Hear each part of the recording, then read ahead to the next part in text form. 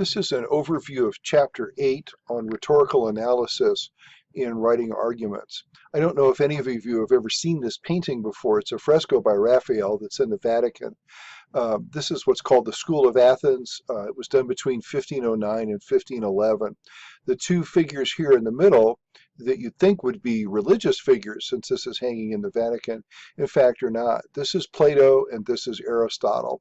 And then around here we've got about 40 figures who are various philosophers from classical times. Just to give you an idea of the size of this thing, these doors are, this is painted on a wall. It's a fresco, like I said. These doors are about 10 feet high. So these figures are roughly life size, or maybe even a little larger than life. Just to give you an idea of the scale of the painting. I've been to the Vatican a couple of times and I've seen this painting on my trips there. It's extraordinary. It's one of 4 enormous frescoes by Raphael in the same room. The others have to do with theology, literature, and I can't remember what the 4th one is. But I put this in here because rhetoric has always been seen as something in our own time that we tend to reject, and we always say, oh, rhetoric, that's just rhetoric, it's meaningless. Whereas to the classical mind, rhetoric is one of the highest of all art forms, epitomized here by the fact that Aristotle is at the center of this painting. The idea of being able to convince people that you can make a good argument, to convince people that you have the right idea, to be able to present truth, as our textbook calls it, was a vital skill, and it still is. And though the term is debased in our own time, I'm hoping that your experience in this course will help you reclaim it. What is rhetorical analysis? Well, it's the idea here of looking at somebody else's argument to see how it's put together, to see how it works. It's not, we don't do it to see if we can agree or disagree. We look at it to say, how is this thing assembled? How is it put together? How do the various elements work or not work to carry out the author's claim? Okay. As our textbook says, it identifies a text, it summarizes its main ideas, and it presents key points about its rhetorical strategies. Remember, everything about an essay, from the very first word to the last page, is a choice. The organization, the language, the sentence length, the vocabulary, the sequencing of the paragraphs, the inclusion of evidence, every single aspect of an essay is a choice, just like every single aspect of your own writing is a choice as well. And one of the reasons that we do this kind of process is to see what kinds of choices a writer makes so that we come to a deeper and more profound and frankly more useful understanding of their work. Okay, so again, we don't look for agreement or disagreement. We look for persuasive or not persuasive. And you may think that there's no difference between those two, but something can be quite persuasive, but we simply don't agree with it. Our own beliefs and values and assumptions are simply different from what the author has in mind.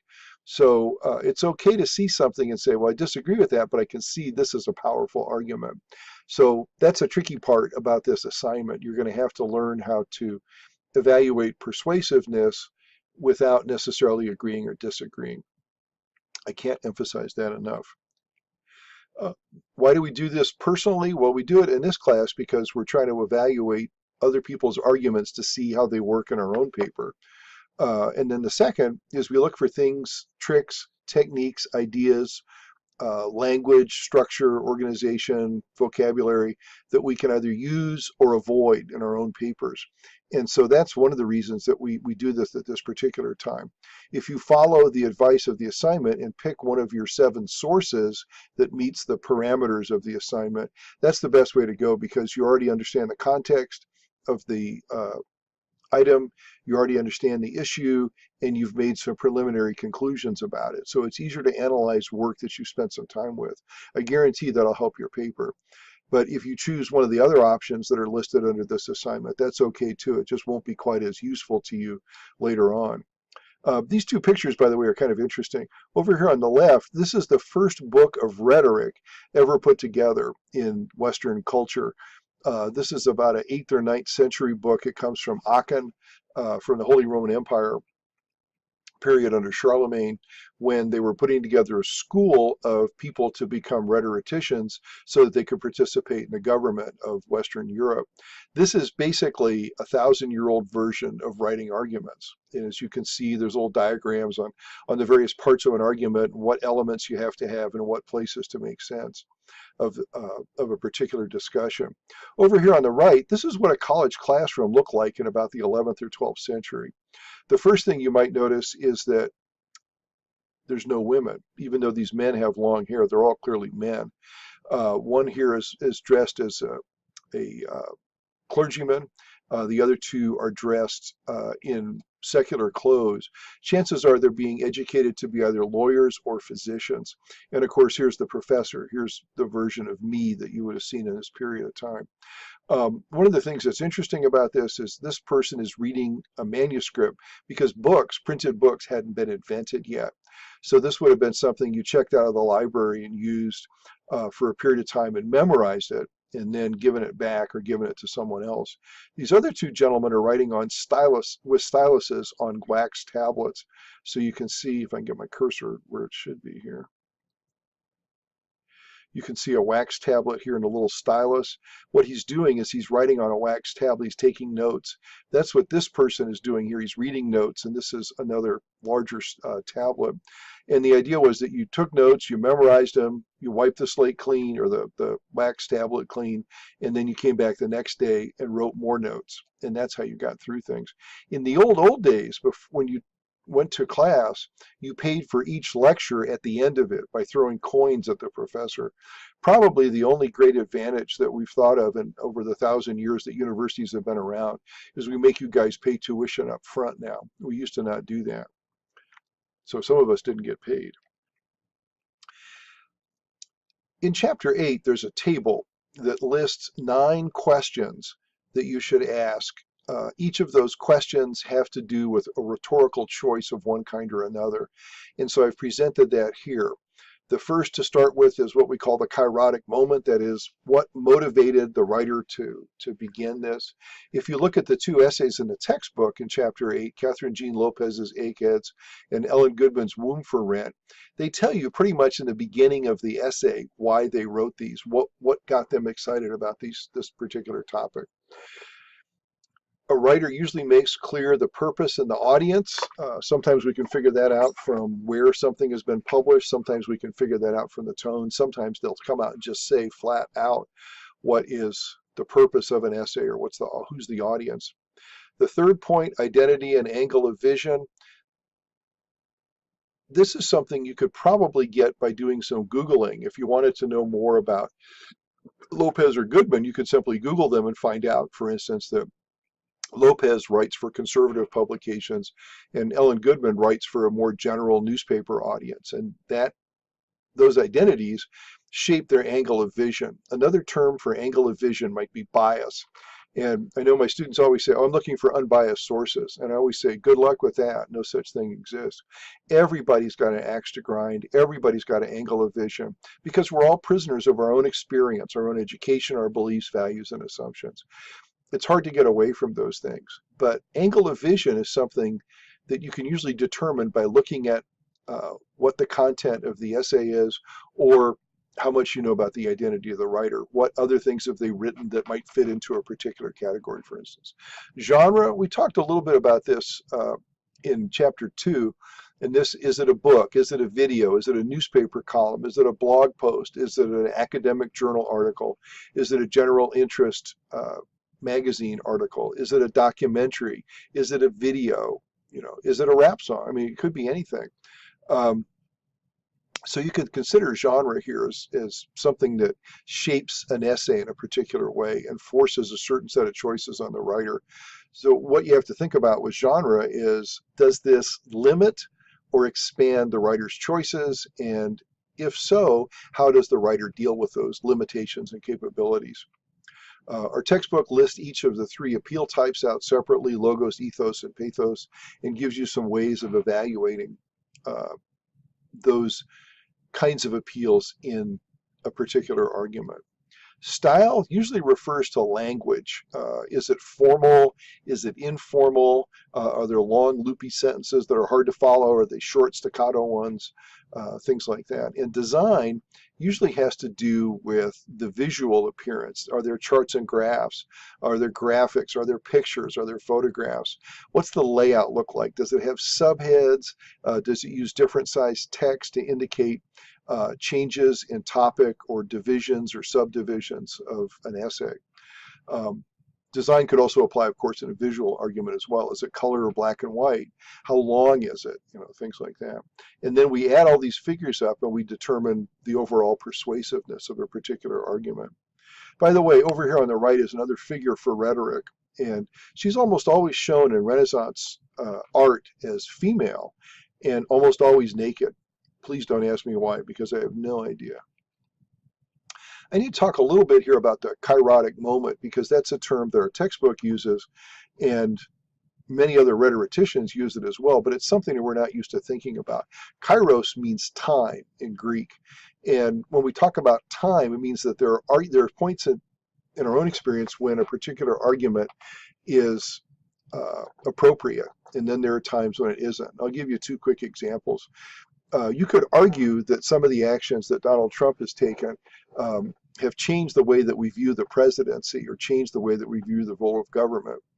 This would be a good time to talk about those things because he's the president, he's taken actions, he's a new figure, he's unusual, he came to office through an unusual route, and he's shaken things up in a variety of ways. So this would be a good time to talk about Donald Trump. It would probably not be a good time to, let's say, talk about whether women should have the vote, for instance. That was something that we settled by constitutional amendment in 1920. So there's no really good reason to talk about that. I mean, you could say, well, we sure have some crummy presidents since we gave women the vote. But that wouldn't be a very good argument because women have had the vote for over 100 years. We've had all kinds of presidents. The idea of taking it away from them is just simply absurd. No one in their right mind would consider that a valid argument. So, kairotically speaking, there's no particular moment when this would occur. If you're wondering about women and voting, you might be interested to know that I think more women than men voted for Donald Trump in the last election, when they could have voted for what could have been the first woman president. Anyway, what this means is that there's a certain fitness in terms of the audience who are going to be receptive to a particular topic at a particular moment in time. The other thing that's helpful with Kairos, and this is kind of the other aspect of it, is that a good writer will include what motivated him or her into writing about this particular topic at this particular time.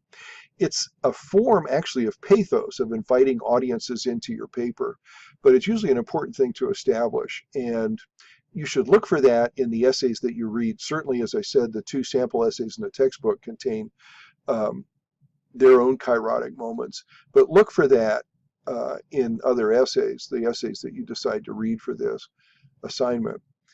If you don't see it, it doesn't mean it's a lousy argument, but if you do see it, that's why it's there. Okay, it's one of these 9 elements. It's not the most important, but it's one that might be very useful. And it's also something for you to think about when you start writing your own argument papers. Here are some resources about this. What I would do is I'd read again through chapters 2 through 7. We're going to keep coming back to those chapters in one way or another for the next few weeks. Reread chapter 8 if you haven't read it carefully the first time. The questions table in pages 125 to 127.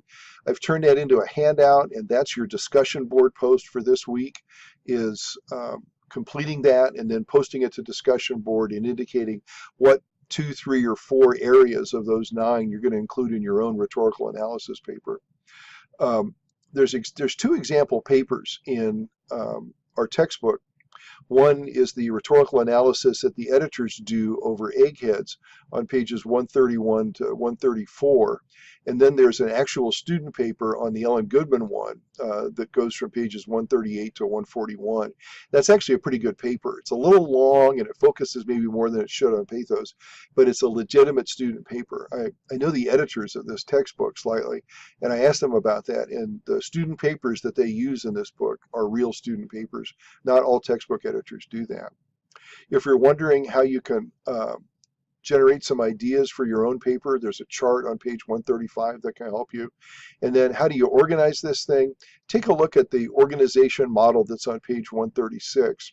That's also the same model that the Sample Writing Center paper uses. I've posted one to Blackboard that shows you what these things should look like. Oh, before I move on to the last slide, anybody know who these guys are? These are students, and the guy here in the middle is one of the patron saints of teachers. His name is Saint Cassian of Imola, and he's one of my favorite patron saints. His students hacked him to death with their pens, with their styluses. That's the same thing that you saw in that earlier picture of the college classroom. Apparently, Cassian was such an SOB as a teacher, his students hated him, and they finally turned on him one day and just hacked him to death. That's one story, anyway. This is the last slide. This gives you a quick and dirty sort of summary. If you have questions about, what do we mean by genre? Where could you go? Chapter 2 or Chapter 3?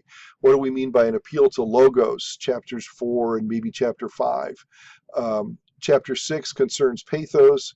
Chapter 7 concerns ethos, the idea of considering alternative points of view. Logical fallacies are contained in Appendix 1, and I wouldn't worry too much about those at this point. That's going to be something we'll talk about when we talk about argument papers.